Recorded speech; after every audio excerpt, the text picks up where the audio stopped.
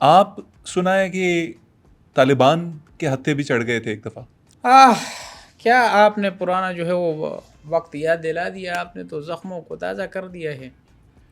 ये अफ़गानिस्तान में वाक़या पेश आया था 1999 में, यानी 18 दिन, यानी कि 2 हफ़्ते 14 दिन मैं उनके जो है वो कैद में रहा। मुझे अबडक्शन कर ली गई थी, मेरी किडनैप किया गया था मुझे, और वहाँ पर जो है वो मैंने अपना वक्त गुजारा।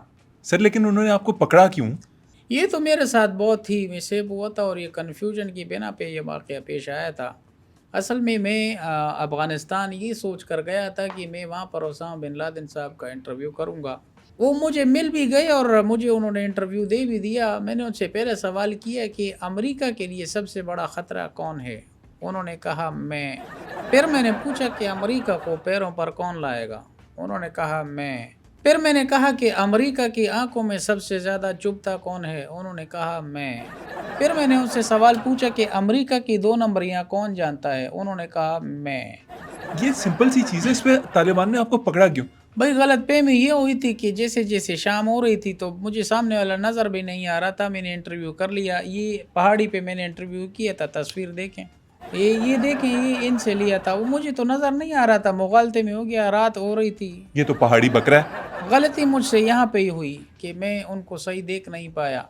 तो फिर उन्होंने जो है वो मुझे पकड़ा और मुझे कैद कर दिया, और ये ऐनक उन्होंने मुझे लेके दी कि नेक्स्ट टाइम अगर किसी का आप इंटरव्यू करने जाओ तो कम से कम आपको नज़र आए कि सामने कौन है। ये जो 4 दफ़ा मैं उसामा ने कहा, वो असल में ये उसामा थे? वो ओसामा बिन लादेन नहीं थे, वो ये था।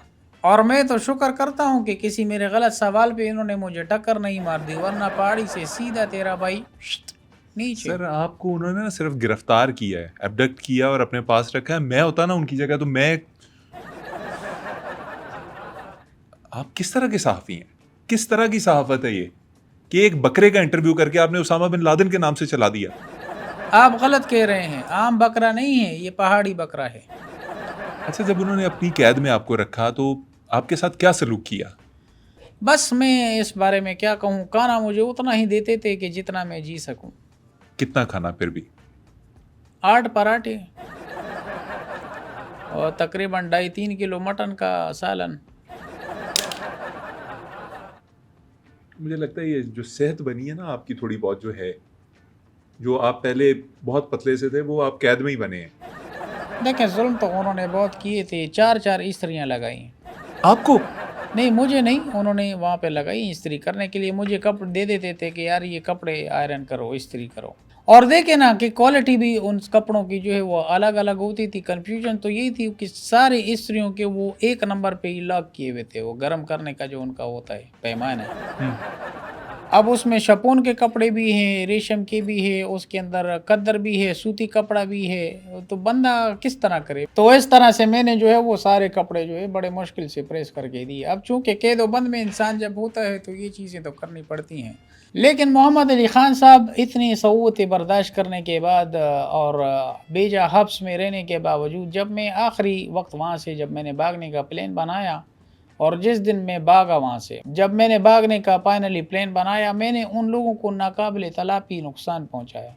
नाक़ाबिले तलाफ़ी नुकसान, क्या ऐसा कोई नक्शा लेके भागे हैं आप? क्या किया आपने? मैं आपको लेट मी शो यू, ये चीज़ मैंने उनकी उठा ली और ये उनके लिए बहुत इम्पोर्टेंट थी।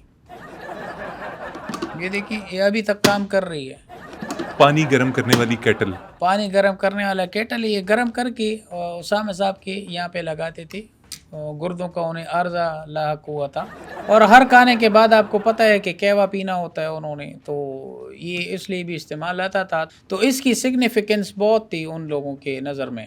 और गार में से ये आप उठा के भाग ये गए? मैं उठा कर भाग गया हूँ, और इसकी क्वालिटी देखिए अभी भी सही है, ये अभी भी काम कर रहा है। ये होता है ना, जापानी आइटम जो होते हैं वो मजबूत होते हैं। अच्छा, क्वालिटी की जहाँ तक बात आती है, मैं लाख मेरा इख्तिलाफ है गंडापुर अली अमीन गंडापुर से, लेकिन एक बात आपके शो में उन्होंने बहुत अच्छी की है कि क्वालिटी मैटर्स। हाँ, ये उन्होंने कहा था। आल्टो पीपा 33 लाख रुपए की क्यों है? मैं उनके साथ हूँ। सर ये आप लोग सारे मिलके ऑल्टो के पीछे क्यों पड़ गए हैं? मुझे समझ नहीं आ रही। ये खैबर पख्तूनख्वा से जो भी उठ के आ रहा है, ये ऑल्टो 33 लाख की क्यों है, ऑल्टो 33 लाख की क्यों है? ये मैं क्या सर, ये क्या ये कारों का शो है? यार असल में अल्टो छोटी सी होती है ना, इसीलिए। बहरहाल मैं आपसे गुजारिश करूंगा, अपने बिल्ड क्वालिटी पे आप जो है वो नज़रसानी करें या फिर उसके रेट जो है वो गिरा दें। सर नजरसानी ना आप भी कीजिए अपने रवैये के ऊपर। आप एक जय्यद सहाफ़ी समझे जाते हैं और आपने इतनी एक जमहूरियत कुश हरकत की थी कि आपने कहा था 2018 के शायद इलेक्शंस में कि मैं लोगों से अपील करूंगा वोट ना डालें। ये क्या बात थी? मैं अब भी उस बात पर, उस स्टांस पे आज भी खड़ा हूँ, और उस वक़्त जो मेरा फैसला था मैं समझता हूँ कि वो लोगों के सामने है। हाँ, मैंने मना किया था कि आपने जो है वो पीटीआई को वोट नहीं डालना है। आपने ऐसा क्यों कहा था? भाई मारे खाने के लिए वोट डाला था उन्होंने। अब देखिए ना क्या हो रहा है, आपके सामने ये सारी चीज़ें।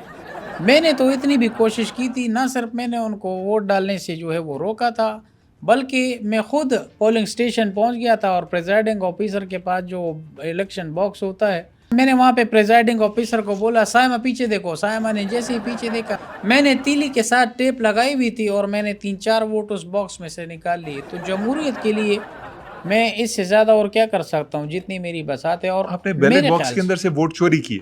चोरी नहीं किए, निकाले हैं, और मैं समझता हूँ कि यही जमहूरियत का हुस्न है। अजीब वो गरीब आपके म्यारात हैं हुस्न के कि आप इलेक्शन डे के ऊपर बैलेट बॉक्स में से वोट चोरी कर रहे हैं या निकाल रहे हैं और आप कह रहे हैं ये जमहूरियत का हुस्न है। नहीं तो मुझे एक बात बताएं ना कि इलेक्शन डे पे आपको इतना मरोड़ उठ रहा है कि मैंने बैलेट बॉक्स में से 2-4 वोट निकाल लिए, और जो वोट डाले जाते हैं उसका क्या, उसका कोई जवाब है? ये बात तो आपकी सही है।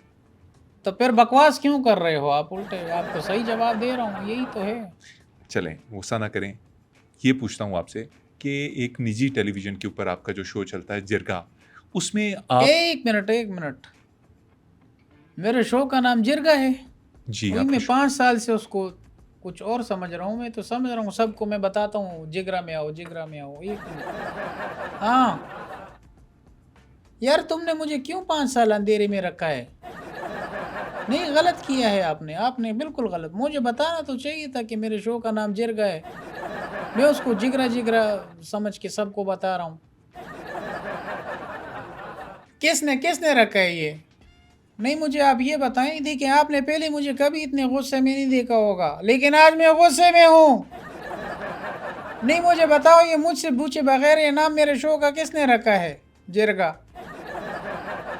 मैं जिगरा उसको समझ के कर रहा हूँ। किसने रखा है? मीर शकील साहब ने? अच्छा ठीक है। नाज़रीन ये थे सलीम साफ़ी जो आज हमारे मेहमान थे और उन्हें हमारे प्रोग्राम के तवस्सुत से ये भी पता चला कि उनके प्रोग्राम का नाम जिरगा है, जिगरा नहीं। अगर आपको ये प्रोग्राम अच्छा लगा तो प्लीज़ इसे लाइक कीजिएगा और चैनल को सब्सक्राइब कीजिएगा। बेल आइकन को ज़रूर दबाइएगा ताकि हमारी तमाम नई वीडियोज़ की नोटिफिकेशंस आप तक पहुँचती रहें।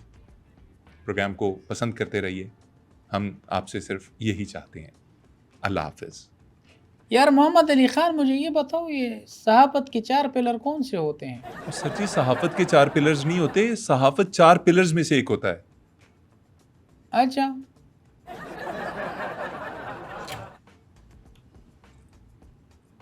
भूख लग रही है।